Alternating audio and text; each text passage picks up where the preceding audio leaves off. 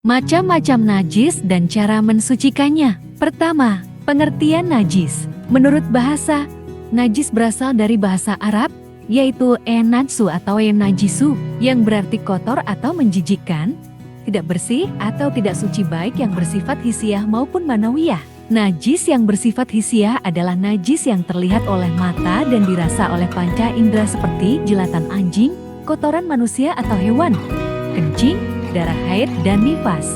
Najis yang bersifat maknawiyah adalah najis yang menodai akidah sehingga tidak dapat dilihat oleh manusia seperti syirik dan kufur. Menurut istilah, najis bisa diartikan suatu benda yang mengotori pakaian atau badan kita yang menghalangi sahnya ibadah kita kepada Allah.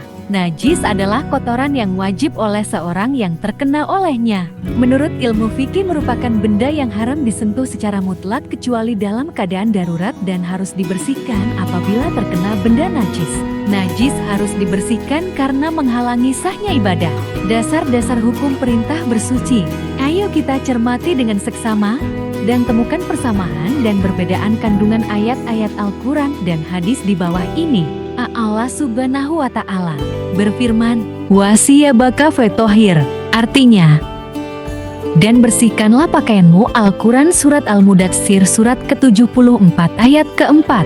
B. Dan firman Allah Subhanahu wa Ta'ala, "Intohiro baiti alitoifina wal akifina warukai sujud," artinya, bersihkanlah rumahku untuk orang-orang yang tawaf, orang yang iktikaf, orang yang rukuk, dan orang yang sujud. Al-Quran Surat Al-Baqarah Surat ke-1 ayat ke-125.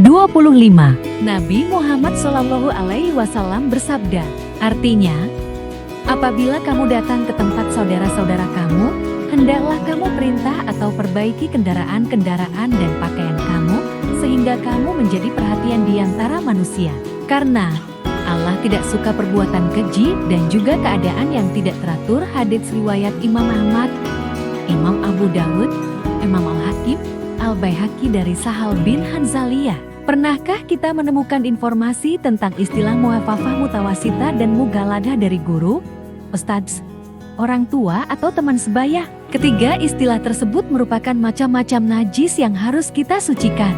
Mari kita pelajari macam-macam najis dan tata cara taharah. Tahukah kamu, najis memiliki 3 kategori dan masing-masing memiliki tata cara berbeda untuk mensucikannya. Pertama, najis muhafafah ringan. Muhafafah adalah najis yang diringankan, seperti air kencing bayi laki-laki dan perempuan yang belum pernah makan sesuatu kecuali ASI, air susu ibu. Cara mensucinya, cukup dengan memercikan air ke bagian yang terkena najis sampai bersih. Najis mutawasitoh sedang.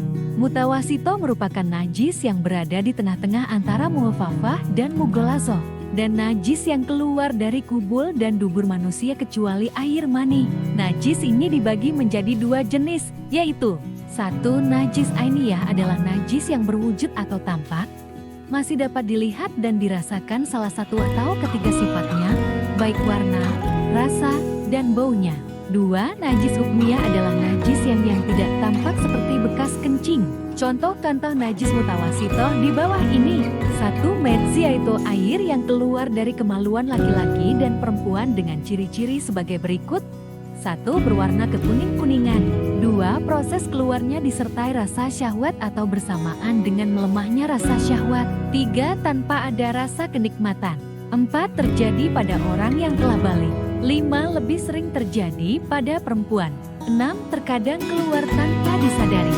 2. Air wadi, yaitu air yang keluar dari kemaluan laki-laki dan perempuan dengan ciri-ciri sebagai berikut. 1. Berwarna campuran putih, keruh, dan kental. 2. Keluar setelah buang air kecil.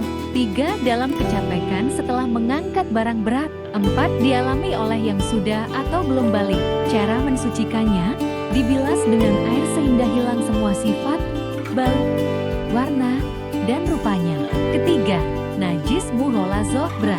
Mughalazah adalah najis yang diperberat, seperti anjing dan babi. Termasuk najis ini adalah air liur kedua binatang tersebut, sperma keduanya, dan anak-anak dari hasil persilangan dengan hewan lainnya.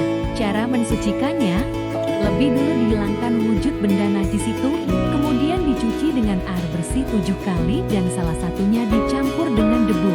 Terima kasih, semoga bermanfaat.